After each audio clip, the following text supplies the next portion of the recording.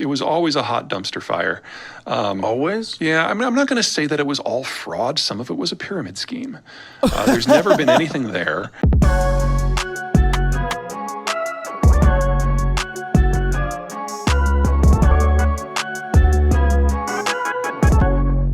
There was a little bit of a development over the weekend with Mr. Joe Rogan bringing on a guest who said things about Bitcoin that really pissed some people off. I would love for you to give it a listen, and then I would love to get your thoughts on it. Crypto. Yeah, it was always a hot dumpster fire. Always? Yeah, I mean, I'm not going to say that it was all fraud. Some of it was a pyramid scheme. There's never been anything there.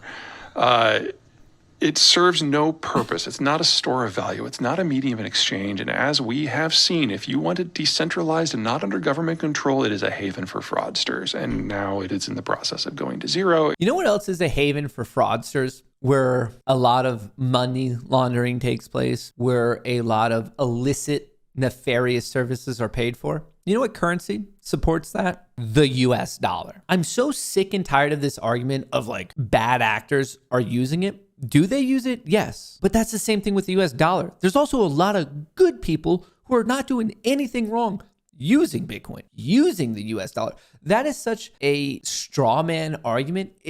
It's baloney. Except for Bitcoin, which will probably go negative, because if we're moving into a world with carbon taxes, you have to take into account the energy that it took to produce it in the first place. Side note there, if you actually look at the carbon tax argument, the energy use per value created, and this has been discussed in Congress to either the Senate or the House, some sort of congressional meeting, per value created, Bitcoin does not actually have that much expenditure. Do you know how many entire sectors would be crumbled if we use that same type of methodology of the carbon output? It just doesn't make sense.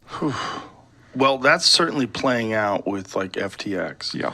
Where you're finding out that There'll be it's a more. house of cards. Yeah, Do you feel like that's just sort of opened the door for people to examine all of crypto now? Oh, yeah, absolutely. It's like as soon as you have one of the big ones go down, it's just And just go down catastrophically within a week. Yeah, I mean, just there's no intrinsic value to this asset. There's no intrinsic value to this asset. And I think out of all the things said in that 1 minute clip, there's probably a lot of it that could be debunked. And I'm sure some of you watching this right now know far more about crypto than I do. But even when I can step up and be like, that's wrong, that's wrong, that's wrong. What's the intrinsic value of crypto? I think there is actually quite a bit. But the thing I care most about is the fact that it is, in fact, a store of value outside of the purview of the government.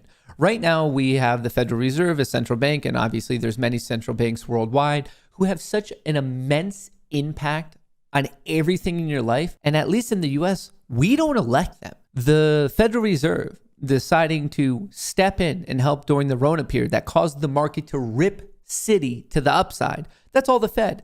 Then January 5th, 2022, until the end of this most recent year, 2022, the sell-off was Fed Reserve engineered.